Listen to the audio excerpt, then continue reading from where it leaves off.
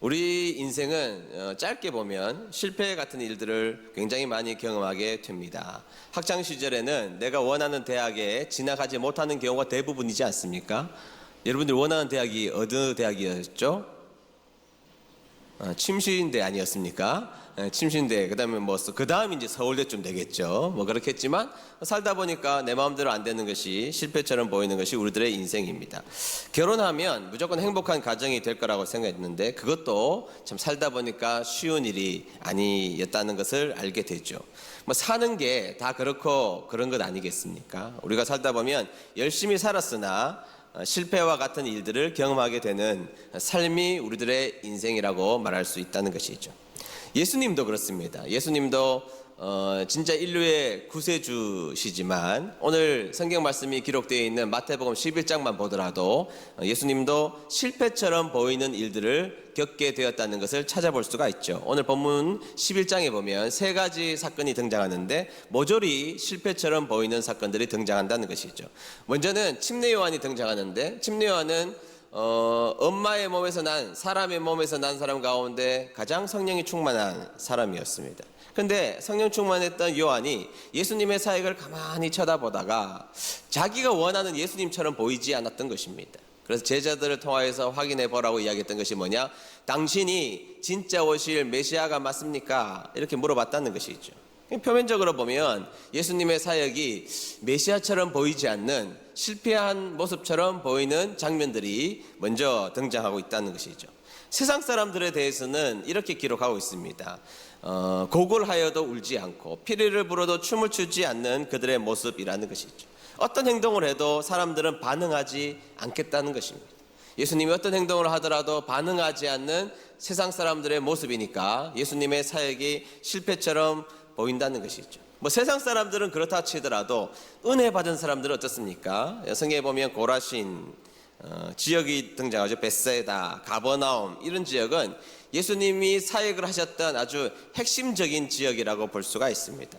예수님이 특별하게 은혜를 많이 베푸셨던 바로 그 핵심적인 장소, 이 세 장소는 예수님이 큰 은혜를 베푸신 곳이었지만 회개하지도 않았고 여전히 자기 욕심에만 배를 채우는 사람들로 가득했던 내용들입니다. 은혜를 받았음에도 불구하고 하나님이 원하시는 장성한 분량까지 자라지 못하고 있으니, 꿈쩍도 하고 있지 않으니 예수님의 세 가지 사역들을 가만히 보면 모조리 실패처럼 보이는 모습들이 오늘 본문에 등장하고 있다는 것이죠. 실패처럼 보이는 삶을 우리들이 살고 있고, 그 다음에 예수님도 실패처럼 보이는 인생을 살고 계시는데, 그러면 예수님의 모습을 통해서 오늘 우리가 깨달고 배워야 할 교훈이 무엇인지 세 가지를 한번 살펴보도록 하겠습니다. 자, 첫 번째, 그 상황에서도 예수님은 긍정적 메시지를 던지셨다는 사실입니다. 다 같이 읽어봅니다. 시작. 그 상황에서도 예수님은 긍정적인 메시지를 던지셨습니다. 네, 그 상황, 실패처럼 보이는 상황에도 예수님은 긍정적 메시지를 던지셨다는 것이죠. 제가 항상 하는 이야기지만 사람은 좋을 때 그 사람의 진정한 인격이 드러나는 것 같지가 않습니다. 좋을 때는 다 좋아 보이죠. 여러분, 좋을 때 성격이 안 좋은 사람이 어디 있겠습니까? 그러나 어려워 보면, 인생의 역경을 만나보면, 인생의 실패를 만나보면, 인생이 불편해지면, 그러면 그때 그 사람의 진짜 인격이 등장하게 되어 있는 것입니다. 본질이 드러나 있습니다. 좋을 때는요, 다 인격이 좋아 보입니다만 불편한 자리에 가보면, 맛없는 음식을 먹어보면, 시기할 만한 일들을 만나보면, 실패를 만나보면, 좌절을 만나보면, 시험에 들어보면 그 사람의 믿음과 그 사람의 인격이 고스란히 드러나게 되어 있다는 것이죠. 자, 그런데 여러분, 예수님은 실패한 것처럼 보이는 이 자리에서 어떤 모습을 우리에게 보여주고 계시는지 25절을 한번 읽도록 해볼까요? 25절입니다. 다 같이 읽어봅니다. 시작. 그때 예수님께서 대답하여 말씀하셨습니다. 하늘과 땅의 주인이신 아버지, 이것들을 지혜롭고 영리한 사람에게는 감추시고 어린 아이들에게는 보여주셨으니 감사합니다. 아멘. 이 구절을 또 설명하려면 꽤 길어지겠죠. 그러나 여러분, 이 구절 설명하지 않겠습니다만 결론적으로는 그 실패한 자리에서 예수님은 감사의 자리로 그의 자리를 옮겨 가시더라는 것입니다. 여러분, 예수님은 혼신을 다하여서 예수님의 사역을 엄청나게 위대하게 멋지게 최선을 다하여서 감당을 열심히 하셨지만, 요한이나 세상 사람들이나 은혜 받은 자들의 모습을 통하여서 부정적인 모습들이 지금 이 순간 가득한 상황 가운데 예수님이 선택하신 것이 뭐냐? 하나님 앞에 감사의 자리로 우리 예수님은 나아가시더라는 것이죠. 여러분, 실망할 만하죠. 여러분, 지금 이 상황은 예수님이 열심히 하셨으나 그들의 부정적인 반응 앞에서 얼마든지 실망할 수 있는 상황이긴 하지만, 우리 주님은 실망의 자리에서 감사의 자리로 나아가시더라는 것입니다. 여러분, 우리는요, 한마디만 들어도 괴로워합니다. 시험에 들고 낙심합니다. 특히 내가 사명을 감당하는 자리에 섰을 때는 열심히 했는데 엉뚱한 소리가 들리면 금방 좌절해버리고 앉아버리고 문을 닫아버리고 그런 일들이 있다는 것이죠. 근데 우리 주님은 실패처럼 보이는 자리에서, 부정적인 메시지가 던져지는 그 자리에서 감사의 자리로 나아가더라는 것입니다. 이게 예수님의 모습이에요. 우리는 얼마든지 실패의 자리에 설 수 있습니다. 그 자리에서 원망할 수도 있습니다. 그러나 예수님은 그 자리에서 감사의 자리로 옮기셔서 감사하는 모습을 우리에게 보여주셨다는 것이죠. 여러분, 복음서에 보면 예수님이 여러 가지 감사했는데 대표적인 감사는 4가지입니다. 그런데 이 4가지 감사를 가만히 살펴보면 다 부정적인 자리에서 이루어진 감사라는 것을 알 수가 있습니다. 먼저는 첫 번째 감사는 오늘 본문입니다. 분명히 실패한 자리 같잖아요. 실패하고 고달픈 자리에서 우리 주님은 감사를 이야기하고 계시죠. 또 다른 장면은 오병이어의 사건이었습니다. 먹을 것이 없었습니다. 그런데 이 오병이어를 받으시고 축사하셨다. 이 축사하셨다는 말이 감사기도 하셨다, 감사하셨다 그 말이거든요. 여러분, 결핍이 해결됐습니까?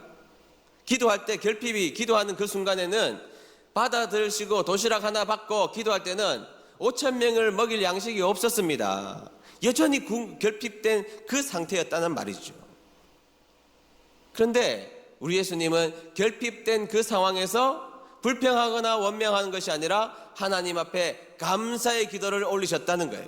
그리고 그 감사가 놀라운 기적으로 이어지게 되었다는 사실이죠. 그 다음 장면 보세요. 나사로의 무덤 앞입니다. 예수님이 가장 아끼시던 가정이었습니다. 그 가정에 나사로가 죽어버리고 말았습니다. 절망이죠. 나사로의 무덤 앞에서 그러나 우리 주님은 하나님 앞에 감사 기도하셨다라는 사실이에요. 아직 나오지 않았어요. 아직 무덤 속에 있고 나오지 않았습니다. 그러나 이 절망스러운 상황 앞에 우리 주님은 하나님 앞에 감사하셨다라는 것이죠. 마지막 감사는요, 최후의 만찬 때입니다. 최후의 만찬이 뭐예요? 예수님의 떡을 먹어라. 예수님의 몸을 상징하는 떡을 먹어라. 예수님의 흘리실 피를 상징하는 잔을 마셔라, 이거잖아요. 그냥 먹고 마시는 게 아닙니다. 그때는 예수님께서 조금 있으면 골고다에 올라가셔서 비참한 십자가에 달려서 죽으실 상황을 코앞에 둔 상황 속이시죠. 가장 아프고 가장 절망스럽고 가장 비참하고 가장 억울한 바로 그 상황에서 우리 주님은 감사기도 하셨다. 이렇게 성경에서는 우리에게 예수님의 감사를 소개하고 있다는 것입니다. 그러니까 여러분, 예수님의 감사는 무엇인가 아름다운 것이 이루어졌기 때문에 감사하지 않으셨다는 겁니다. 우리는 감사의 조건이 있을 때 감사해야 됩니다. 당연하죠. 그때 하나님 앞에 영광 돌리고 감사의 자리에 우리 모두는 나아가야 합니다. 그러나 여러분, 예수님의 감사는 우리의 얕은 감사에 머무르지 아니하시고 충분한 고난, 너무나 극심한 어려움과 여러 가지 결핍된 상황에서도 하나님 앞에 감사하기를 멈추지 않았다라는 사실입니다. 아멘. 여러분, 따라서 우리 신앙인들의 감사는 무엇을 이루었기 때문에 하는 것이 아니라는 사실입니다. 신앙인의 감사는 무엇인가를 가졌기 때문에만 하는 것이 아니라는 것입니다. 우리 신앙인의 감사는 즐거운 일만 있을 때만 감사하는 것이 아니라는 것입니다. 우리 신앙인들의 감사는 감사 자체가 믿음의 고백이고, 감사 자체가 내가 믿음이 있다는 증거이며, 감사 그 자체가 내가 여전히 이 불편한 상황 속에서도 우리 하나님을 신뢰하고 있다는 믿음의 증표라는 사실을 기억하시기를 축복합니다. 그래서 우리 주님은 실패처럼 보이는 상황에서도 감사하는 것을 우리들에게 보여주시면서, 감사는 실패처럼 보이는 인생, 실패와 같은 일이 우리 인생 가운데 다가올지라도 하나님 앞에 감사하는 것이 참 믿음이라고 말씀하셨던 것입니다. 우리 은혜드림교회 성도님들, 그런 감사의 주인공들 되시기를 축복합니다. 여러분들의 인생 가운데 하나님이 좋은 것을 주셨을 때 감사하는 여러분들 되시기를 주의 이름으로 축복합니다. 그러나 여러분들의 인생 가운데 실패처럼 보이는 그 길목길목마다 하나님은 여전히 역사하신다는 것을 믿으며 감사를 해내시는, 제가 이렇게 설명하겠습니다. 감사를 해내시는 여러분 되시기를 주의 이름으로 축복합니다. 자, 두 번째, 하나님의 뜻으로 상황을 정리하셨다는 겁니다. 다 같이 읽어봅니다. 시작. 하나님의 뜻으로 상황을 정리하셨습니다. 26절 보실까요? 26절입니다.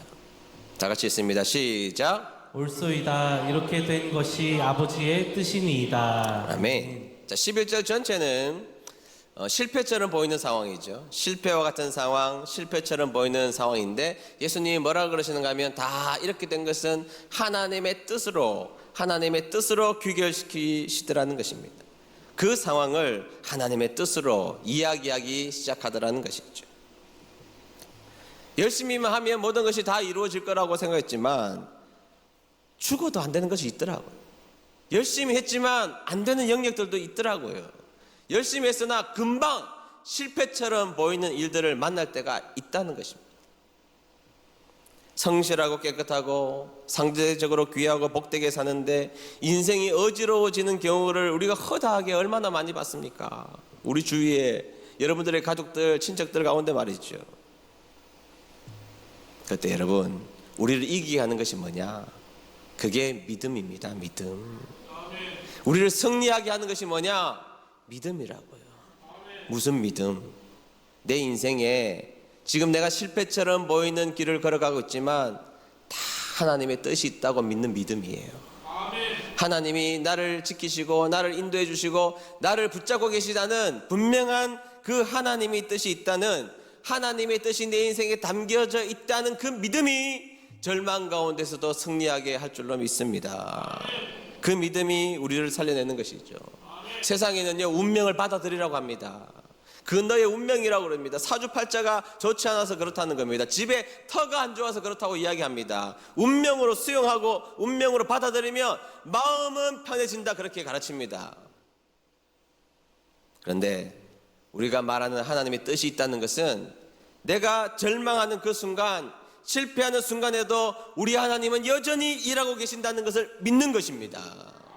우리는 너무 힘들어서 고달픈 밤에 피곤에 쩔어서 잠을 자는 그 순간에도 졸지도 아니하시고 주무시지도 아니하시는 하나님이 내 인생을 틀어주고 내 인생을 지키신다는 사실을 믿기에 하나님의 뜻으로 인정하고 믿음의 고백을 하게 되는 것입니다.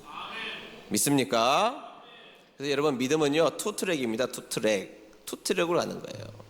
하나는 예수님을 믿었으면 우리가 장성한 분량으로 자라가야 됩니다. 우리가 어떻게 해야 된다고요? 장성한 분량으로 자라나야 합니다. 성장해야죠. 예수님을 믿었으면 10년, 20년, 30년 성장하는 삶이 되시기를 축복합니다. 근데 여러분, 이 영역이 있을 때 이상하게 같이 성장하는 영역이 뭐냐? 믿음이 자라면 특별히 하나님 더 의존적으로 바뀝니다. 어린아이처럼 하나님 더 붙들고 하나님의 뜻을 더 생각하고 하나님 더 의지하고 하나님 앞에 더 기도하고, 그런 투트럭의 인생으로 바뀐다는 것입니다. 우리가 하나님을 의존한다는 것은 하나님의 뜻이 있다는 것을 믿는 것입니다. 내 인생 가운데 하나님의 놀라운 뜻이 멈추지 않았다는 것을 고백하는 것이죠. 그래서 하나님 앞에 기도하는 겁니다. 하나님, 나 실패했습니다. 하나님 나 좀 어떻게 해주세요. 하나님, 너무 답답합니다. 나 좀 어떻게 좀 해주세요. 하나님 의존적이에요. 하나님 붙드는 겁니다. 하나님, 나 좀 어떻게 좀 해주세요. 우리 하나님 그 기도를 기뻐 받으실 줄로 믿습니다. 마지막 세 번째, 그 문제 앞에 예수님 자신 스스로가 해결자가 되어주신다는 사실입니다. 다 같이 읽어봅니다. 시작. 그 문제 앞에 예수님 자신 스스로가 해결자가 되셨습니다. 예수님은 먼저 감사하셨죠. 두 번째 하나님의 뜻을 찾아주셨습니다. 그런데 이제는 그 문제 앞에 우리 예수님이 직접 나서시더라는 거예요. 우리가 예수님을 가리켜서 임마누엘 하나님, 하나님이 우리와 함께 계십니다. 하나님이 우리와 함께 계신다. 임마누엘 하나님, 그러니까 하나님이신 그분이 이 땅에 내려오셔서 우리와 함께 하셨잖아요. 그래서 우리와 함께 하신 하나님, 다시 말해서 그 문제 앞에 예수님이 이제 직접 그 문제에 투입되셔서 그 문제를 해결하신다는 겁니다. 우리가 잘 알고 있는 말씀 28절 읽어볼게요. 시작. 수고하고 무거운 짐진 자들아 다 내게로 오라. 내가 너희를 쉬게 하리라. 아멘. 믿습니까? 무슨 말씀이에요? 무거운 짐이 있을 때 예수님이 직접 개입하시겠다는 거예요. 직접 개입하시겠다. 여러분, 예수님이 직접 개입하시는 것을 한 단어로 말하면 은혜입니다. 은혜. 뭐라고요? 은혜입니다. 여러분 노력한 만큼 얻을 때도 있지만 노력한 것보다 더 얻을 때가 있습니다. 천국 가는 건 내 노력이 아닙니다. 하나님의 전적인 은혜로 말미암아 우리가 구원받게 되었던 것입니다. 중요한 것은 수고하고 무겁고 실패처럼 보이는 인생의 중요한 핵심은 은혜를 받는 것입니다. 은혜를 깨닫는 것이고 놀라운 은혜를 사모하게 되면 은혜 받으면 다 끝나는 거예요. 은혜 받으면 다 해결되는 것이고 은혜 받으면 이길 수 있는 것입니다. 예수님의 말씀을 의미를 좀 신학적으로 잠시만 설명하고 넘어가자면 예수님 오시기 전에는 율법의 짐을 졌습니다. 너무 고달프고 죄를 해결해도 또 죄 때문에 무너지고 그 율법의 짐이 너무너무 무거운 인생을 살았던 것이죠. 예수님이 오셔서 이제 그 율법의 짐으로부터 해방되렴. 내가 대신 십자가에 죽어서 너의 모든 문제를 해결하고 내가 너에게 은혜를 베풀어 줄게. 그리고 너는 이 은혜의 짐만 지고 나를 따라오면 된다라고 말씀하신 장면이죠. 따라서 예수님이 직접 나서서 우리에게 오셨다는 것은 은혜 받은 인생이 되었다는 것을 자각하는 것입니다. 여러분, 은혜 받은 자라는 것을 믿으십니까? 우리에게 은혜가 찾아왔음을 믿으십니까? 여러분, 예수님을 믿으십니까? 그럼 은혜의 주인공이 우리라는 것을 믿으십니까? 네. 그래서 여러분, 예수님이 나서서 은혜 주시겠다고 약속한 백성이 오늘 이 자리에 앉아있는 저와 여러분인 줄로 믿습니다. 우리는 은혜 받은 자로 살아가는 것이죠. 결론적으로 우리가 짧게 보면 실패처럼 보이는 것이 힘이 되기도 하고 능력이 된다는 사실을 기억해야 한다는 것이죠.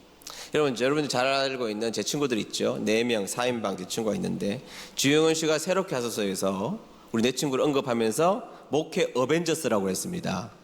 어벤져스 모르시죠, 여러분들은? 하여튼 어벤져스라고 있습니다. 뭐 슈퍼맨 같은 사람들이라는 건데 하여튼 어벤져스라고 불렀습니다. 근데 그 중에 제 친구 중에 김관성 목사라는 친구가 있죠. 뭐 월포원도 많이 나오고 신학교에 처음 봤는데요. 진짜 불쌍하게 생겼더라고요. 지금 봐도 불쌍하게 생겼는데 지금은 그래도 많이 세탁이 됐어요. 진짜 불쌍하게 생겼습니다. 처음 봤는데 너무 불쌍한데 갑자기 저에게 찾아와서 친구하자 그러더라고요. 제가 그런 인간하고 친구하겠습니까? 그러나 또 저에게는 긍휼한 마음이 있어서 친구하자 그래서 친구로 했습니다. 생긴 것도 불쌍하게 보이는데 삶을 들어보니까 진짜 불쌍한 삶을 살았어요. 너무 불쌍하더라고요. 아버지는 알코올 중독자에 도박꾼에 집을 다 날리고 엄마는 어쩔 수 없이 가정에 밥은 먹고 살아야 되니까 울산에서 고기를 팔는 자가 시장에서 되었던 것입니다. 그러니까 뭐 먹고 사는 것도 힘들어요. 아빠의 구타 때문에 형은 조폭이 됐고 누나가 둘 있는데 초등학교 졸업을 못해요. 요즘 시대에 얼마나 비참합니까? 그 가정 가운데 최고 학력자가 누구냐? 제 친구 김관선 목사예요. 불쌍하게 생긴 그 친구. 공고를 들어가서 공부하다가 은혜 받고 침례신학대학에 오게 된 것입니다. 방학이 되면요, 인생아 나 죽을 뻔했어 아르바이트 하느라고. 그래서 왜? 그랬더니 정유사에서 아르바이트를 했는데요, 막 그 기름 뗀 그 청소를 한 번씩 한대요.